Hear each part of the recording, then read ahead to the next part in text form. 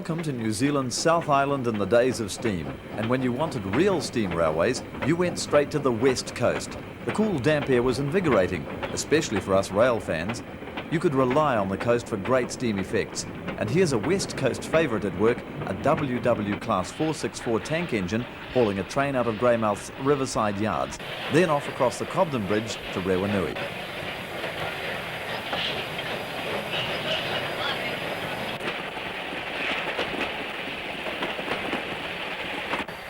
The aboundingly beautiful scenery and hard-working engines which accompanied this branch line were well sought after by many an enthusiast. The line was opened in 1914 to carry coal down to Greymouth from the Liverpool State Coal Mine.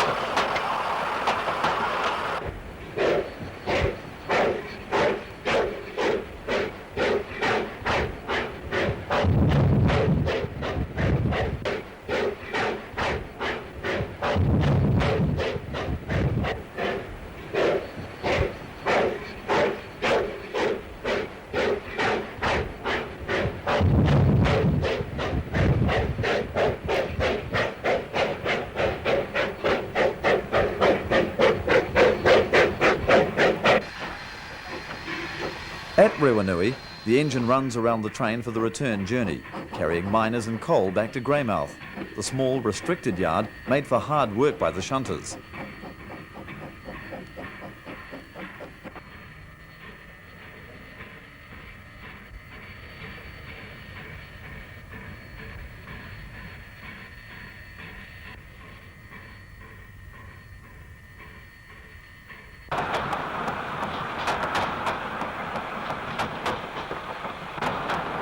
The third rail, which you can see in our film, was used for the braking of the train on the descent to Dunedin. A fell brake van was used for this purpose. Regretfully, the line from Dunedin to Ranui saw closure in 1985, and shortly afterwards the track was lifted.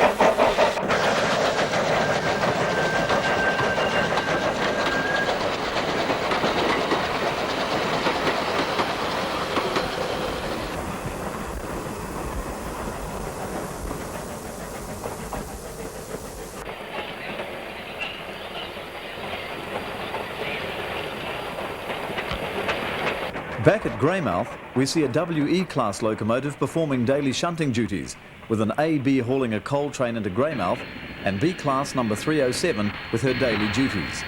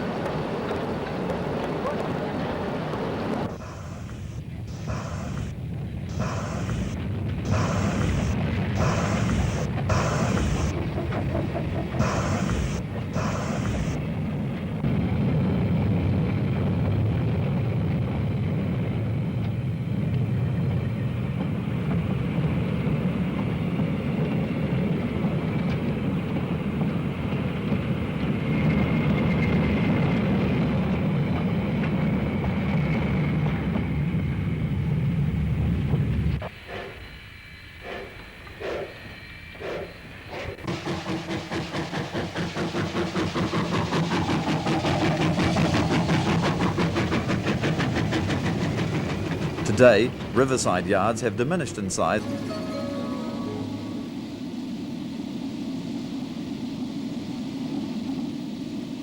Elmer Lane Roundhouse, with various classes of steam engines on shed.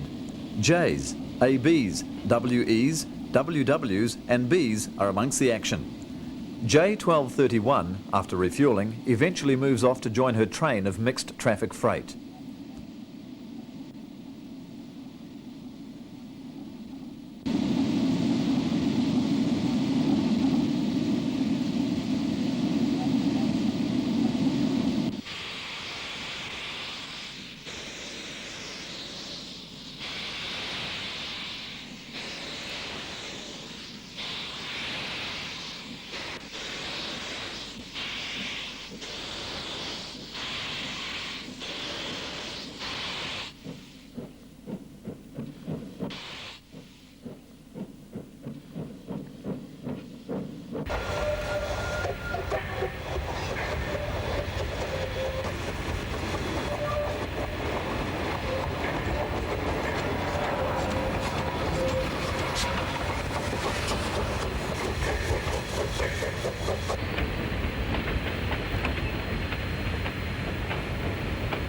Once again at the signal box by Riverside, we see the yard shunter WW678 and an AB coming in with coal.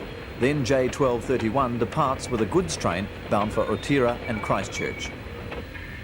The J Series 482 engines were designed for mixed traffic work and were used in the North Island as well as in the South. Their 4-foot 6-inch driving wheels were driven by two 18-inch in diameter cylinders fed by a 200-pound per square inch boiler. Total locomotive weight was about 110 tonnes.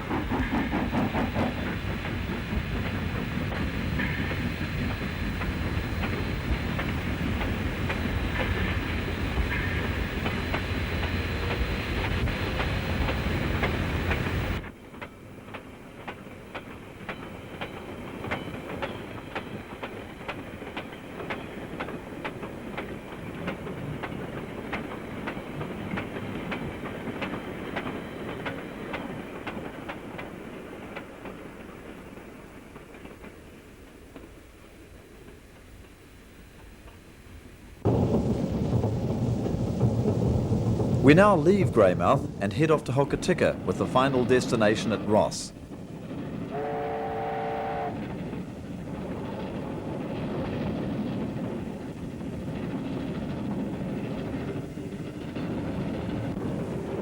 An enthusiast's special train is hauled by an A-class locomotive, number 418.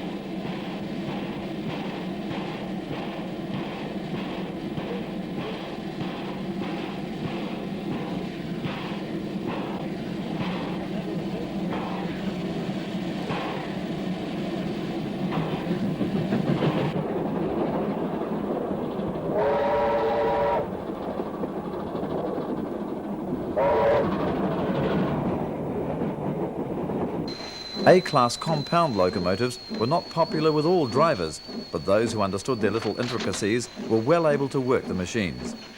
In 1940, the decision was made to convert all 57 compound A's to two-cylinder simple locomotives, as all the classes had been previously fitted with superheaters. Between 1941 and 1949, all had been converted to simple operation.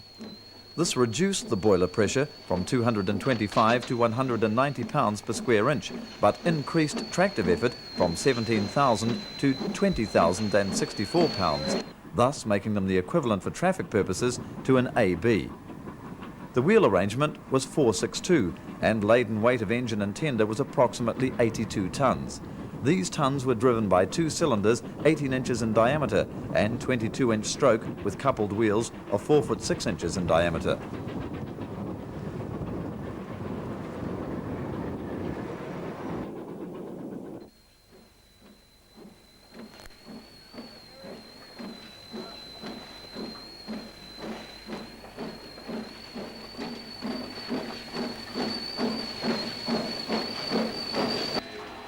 Back at Hokitika and to await the return train to Greymouth.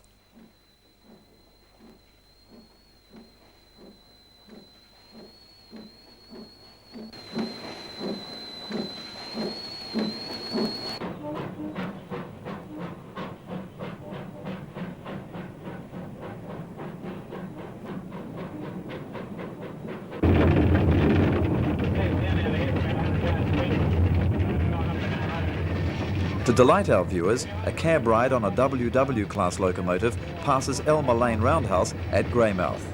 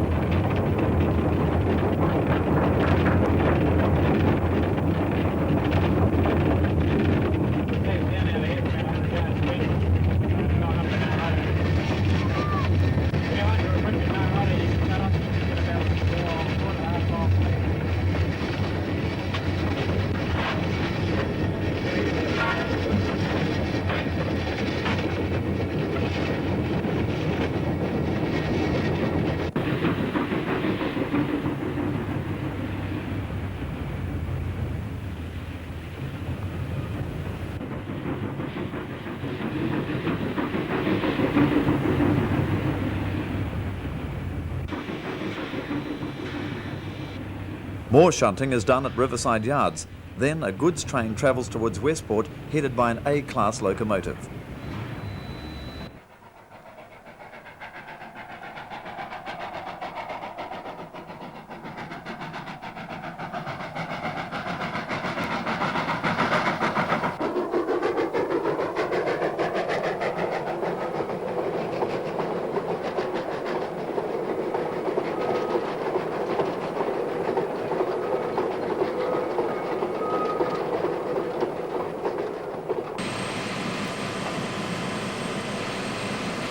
We travelled to Westport on a Vulcan railcar. 4 survived scrapping and went to museums at Ferrymead and at the Plains Railway.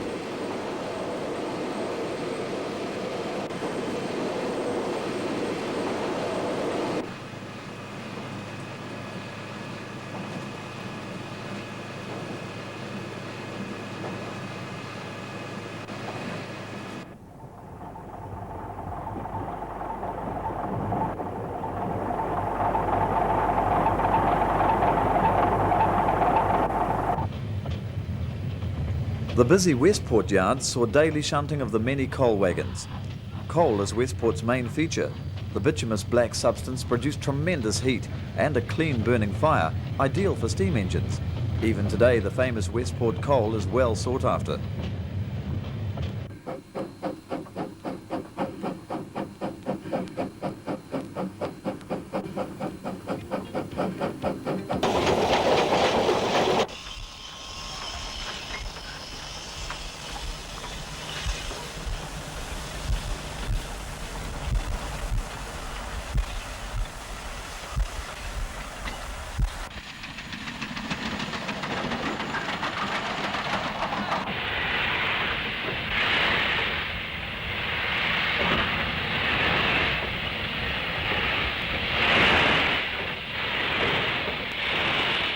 Our tour of the west coast continues with a trip up the Seddonville branch line north of Westport, hauled by WW Class 573. This beautiful west coast scenery is still the same today as it is in our film of yesteryear.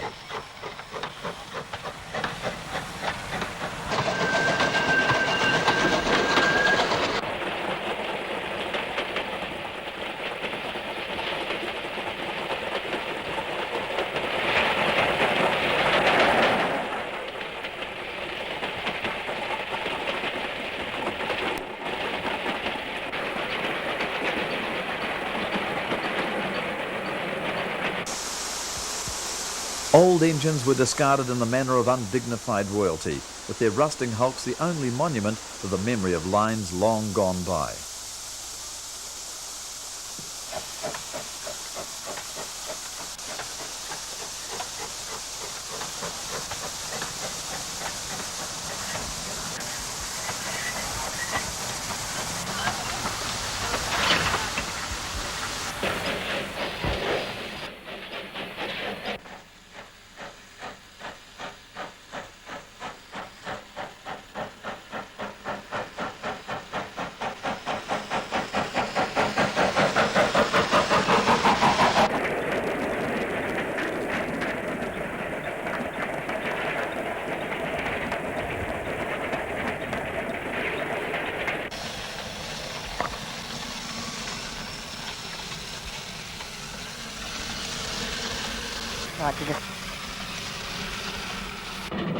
On train and back to Greymouth. On this leg of the journey, we travel the towns of Inangahue, taking on water at Turaroa and Reefton.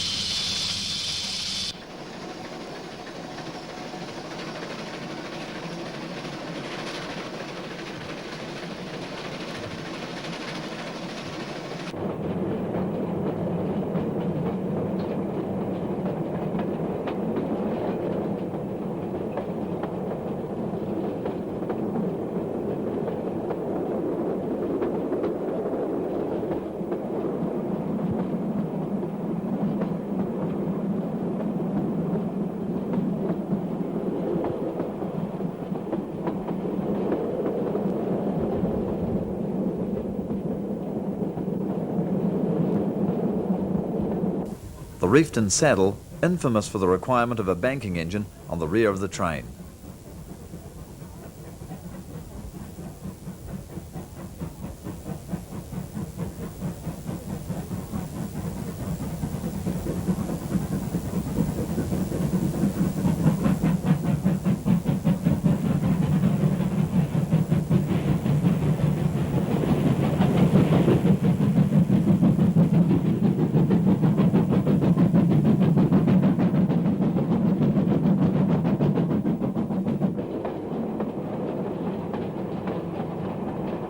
Leaving Greymouth, our express hauled by J1232 heads towards Jackson's to Otira.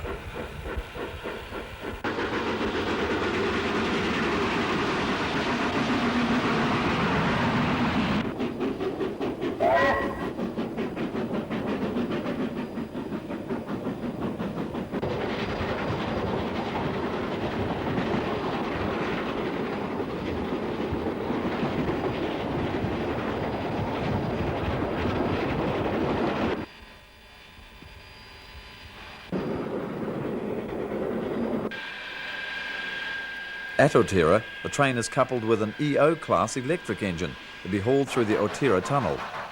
The final connection of the Midland line to the west coast was completed in 1923 with the 5¼ mile Otira tunnel, the longest in the British Empire at the time. The EO-class electric locomotives were built by the English Electric Company in the United Kingdom, developing 170 horsepower with a tractive effort of 14,160 pounds at 18 miles per hour.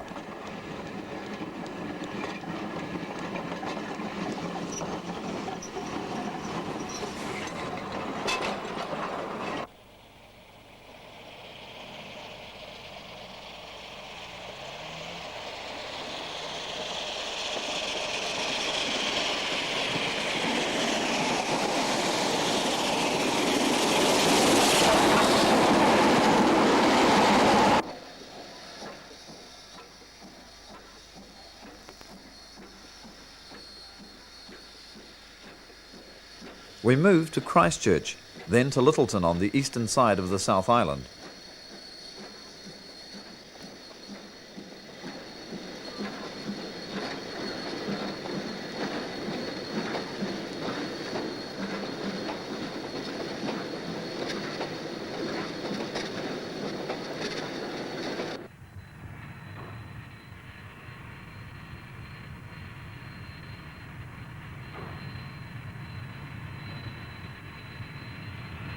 At Lyttelton Wharf, AB 798 in the foreground is waiting to warm up the inter-island ferry train steam heating system.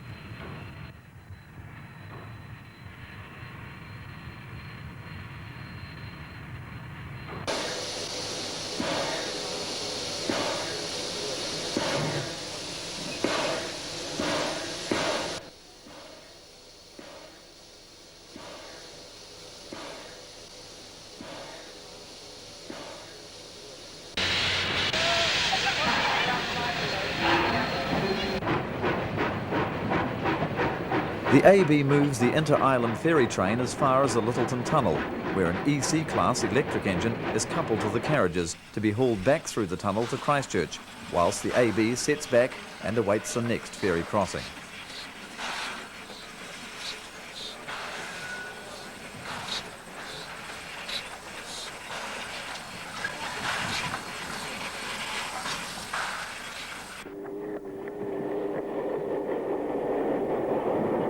The EC electric class locomotives started service in 1929.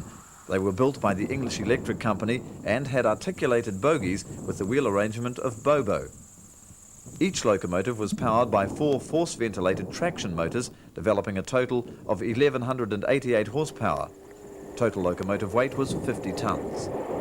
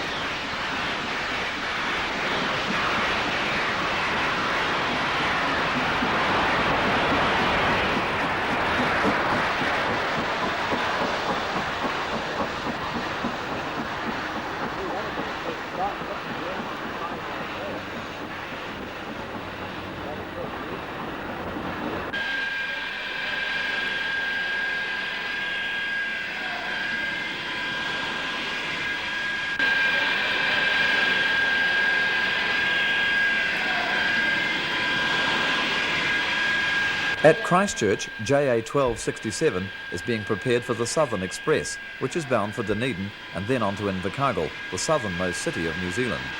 JA 1267, luckily enough, is now preserved in the North Island at Te Awamutu.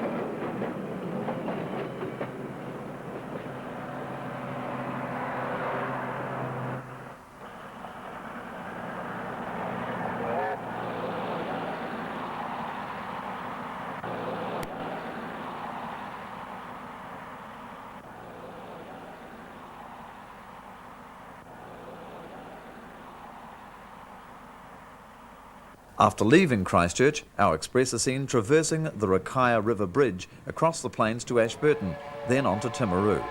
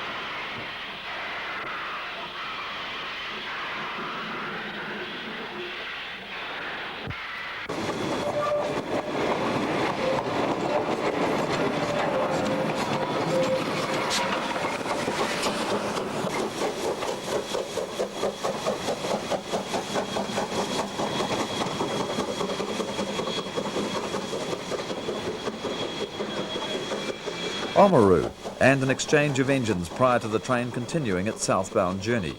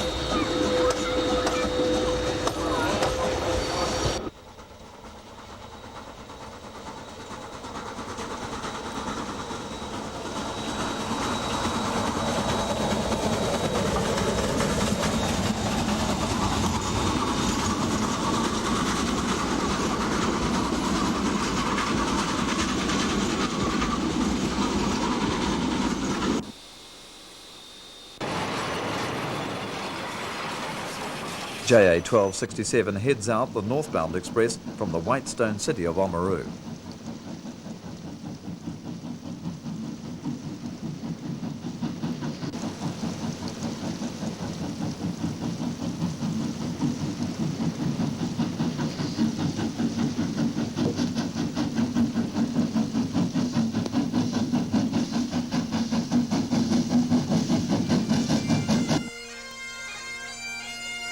Dunedin, always referred to as a Scottish city, has many fine architecturally designed buildings, and the railway station with its two towers, distinctive shapes and contrasting materials is one of the most impressive.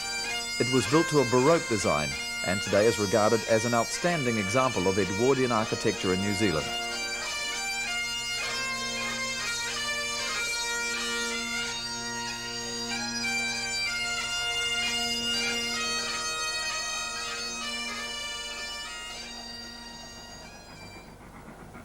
We take a small trip out of Dunedin, past the township of Port Chalmers, and then return.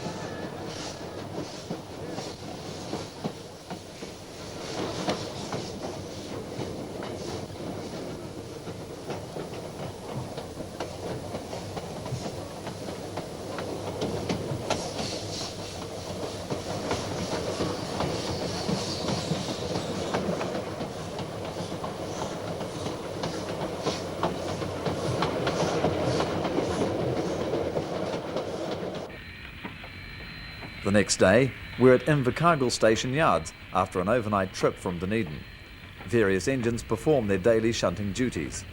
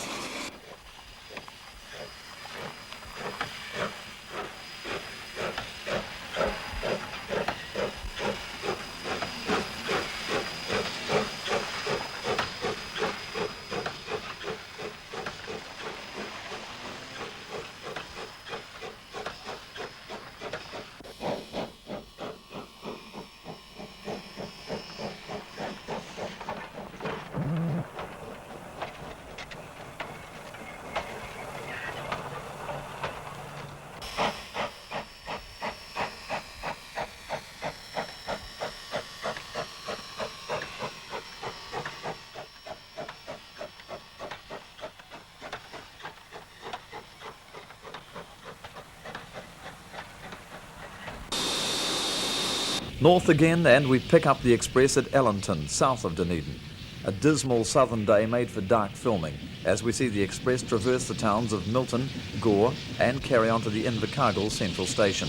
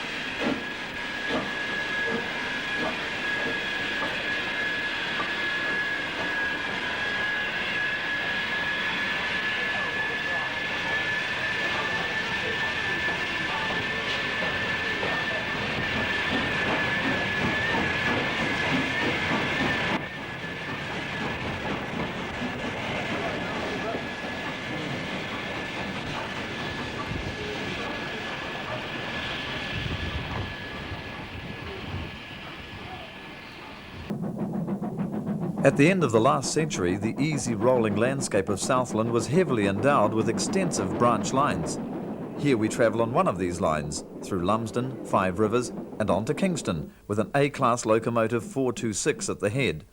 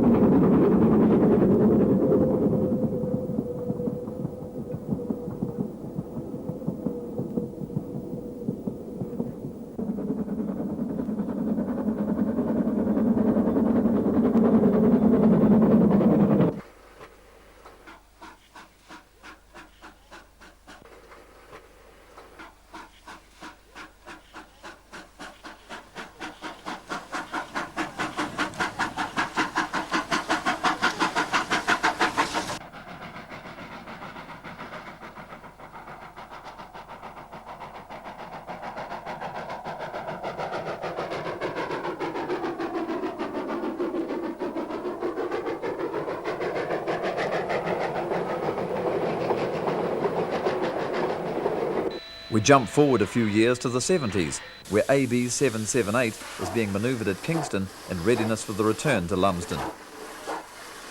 Called the Kingston Flyer, this train raced the Waimea Plains at the turn of the century. It was a crack express and was introduced in 1902. The original Flyer, the old Rogers locomotive K88, ran the 74-mile line from Gore to Kingston to boost tourism in the Lake Wakatipu area.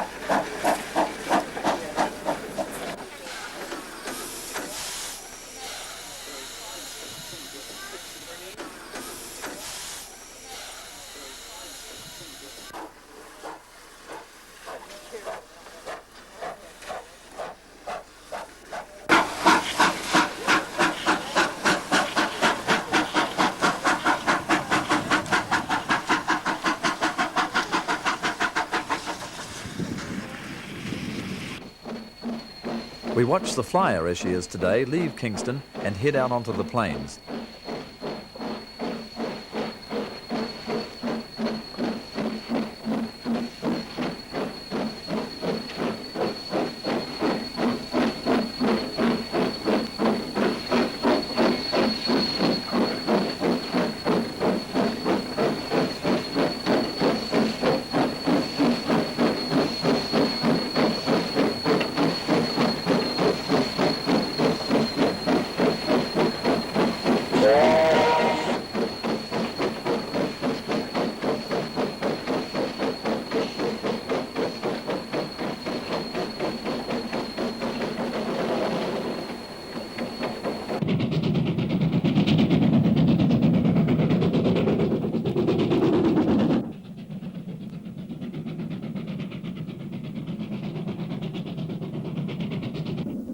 In our film, the A-Class continues the trip to Lumsden.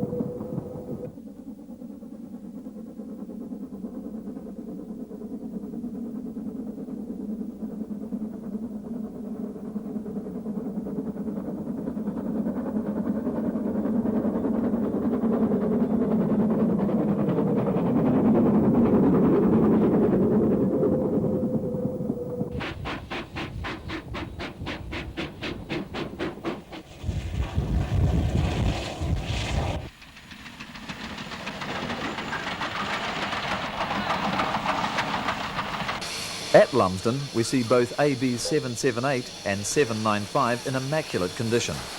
The AB was New Zealand Railway's maid of all work. Originally, 141 were in service and worked in the North Island as well as the South.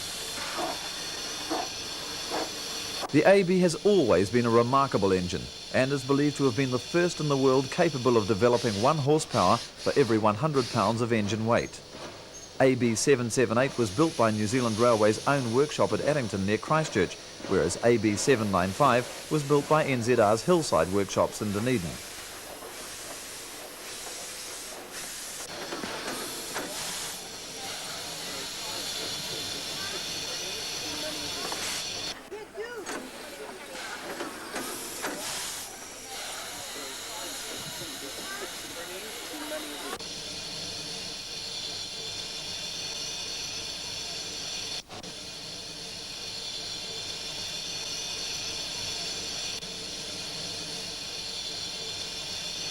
Today the Flyer is alive and well, and the immaculate AB still flaunt their plumes and haul the tourists to the shores of Wakatipu.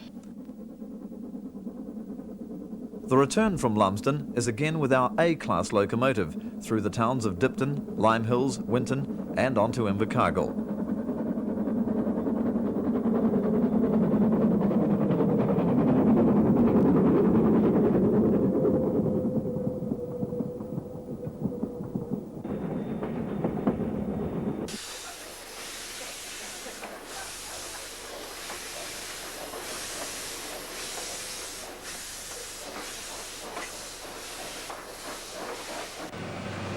The next sequence is a return trip in a rail car from Invercargill back to Dunedin.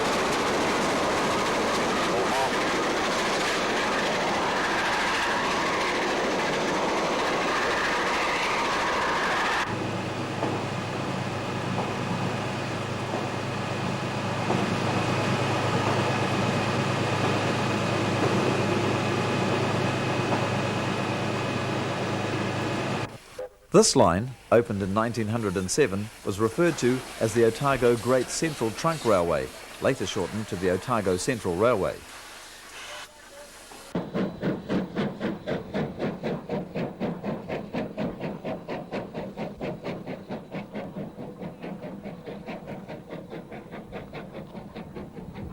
AB Class 791 leaves Dunedin for Cromwell.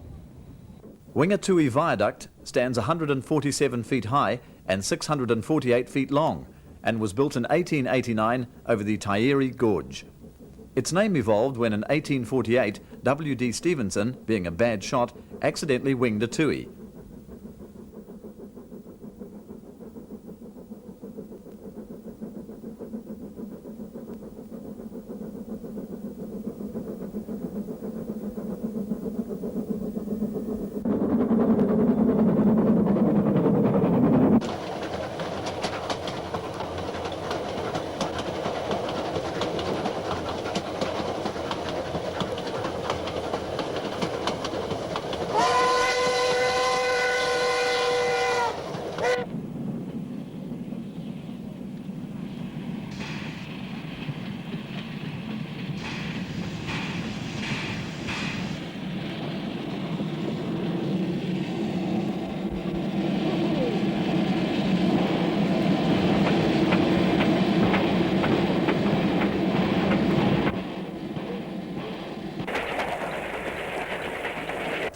This stretch has been dubbed the Denver and Rio Grande of New Zealand.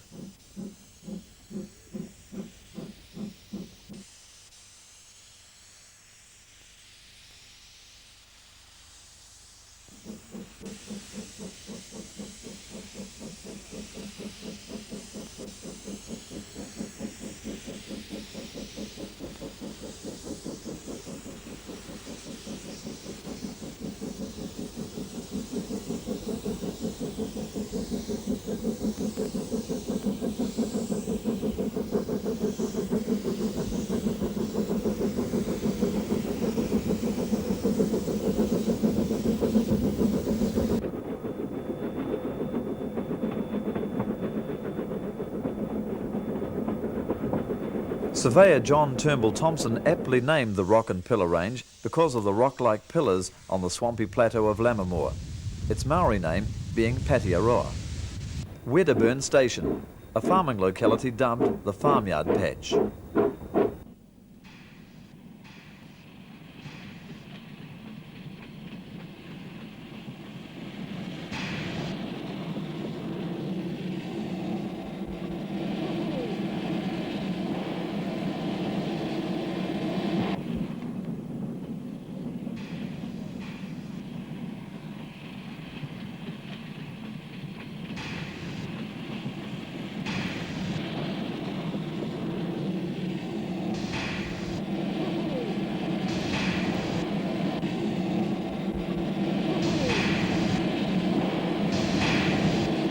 Alexandra, 20 miles from Cromwell, is associated with early gold discoveries.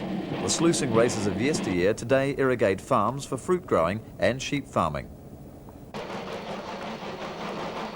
We thread through the Cromwell Gorge, where at New Zealand's largest concrete dam, the Clyde, a 432 megawatt power station rises 59 metres above the present river level. Today, sadly, this line no longer exists.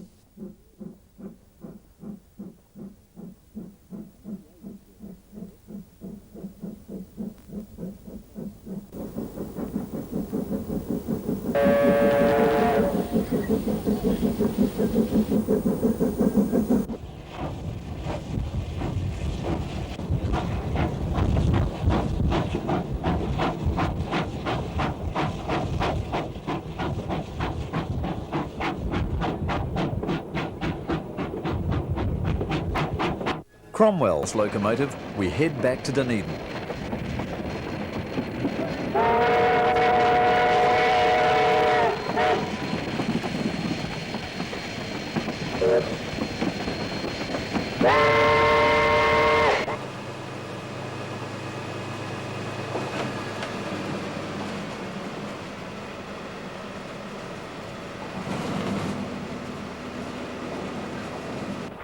We leave Dunedin via the main trunk line on JA 1260, heading for Christchurch.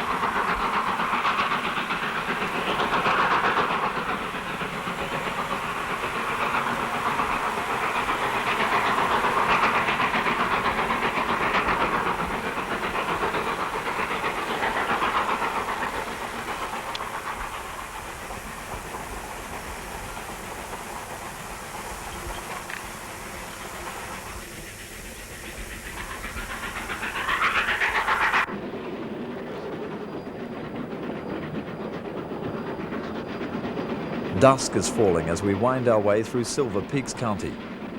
6 miles north of Port Chalmers lies the Mihiwaka Tunnel. The tunnel was opened in 1877 and nearly a century later, in May 1969, makes grand railroading.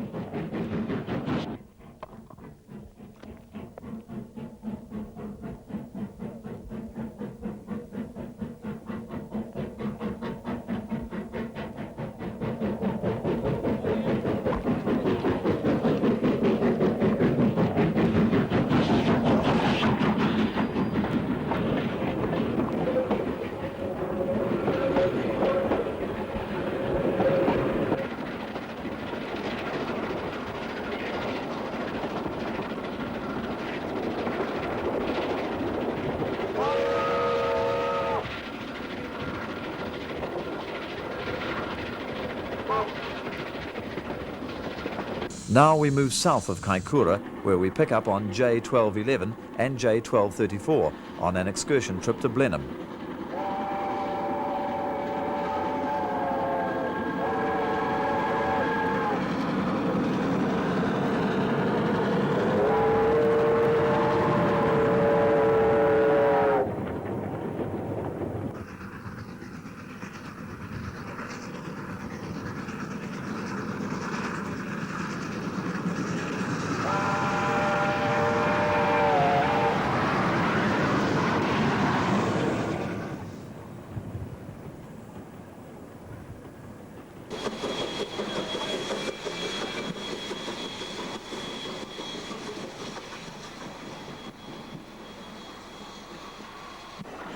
Finally, our two lovely old ladies of yesteryear glide along